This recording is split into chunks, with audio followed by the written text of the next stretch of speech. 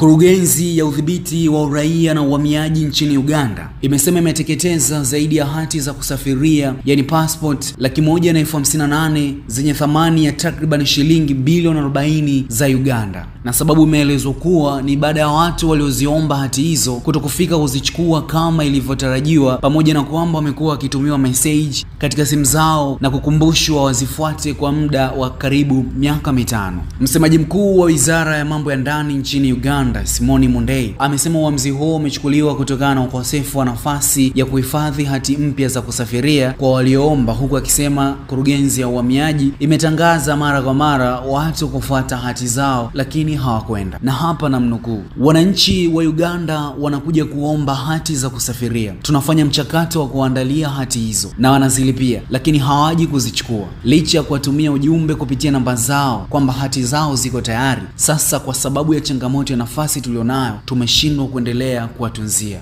Mwisho wa kunukuu. Na hayo ni maneno ya Simon Mondei. Msemaji huyo ameongeza kwa kusema kuwa zipo hati nyingine za kusafiria zipatazo 72,580 ambazo zimewekwa kwa ajili ya kuteketezwa, ambazo 60 kati yake zilirejeshwa na makampuni ya wafanyakazi ambayo yalishindwa kupeleka watu nje ya nchi kwenda kufanya kazi, ambapo wamiliki wake wamepewa muda usiozidi miezi 6 kwenda kukusanya, la sivyo zitateketezwa. Ni yapi maoni yako kufuatia hiki ambacho kimeweza kufanywa na serikali ya Uganda kuteketeza hizi hati ambazo zina thamani zaidi ya shilingi bilioni 40 za Uganda? Acha komenti yako hapo ili tuweze kujua nini ambacho nakifikiria kufuatia uamuzi huu wa serikali ya Uganda. Asante kwa kunisikiliza. Mimi naitwa Godwise. Hapa ni D-Days TV.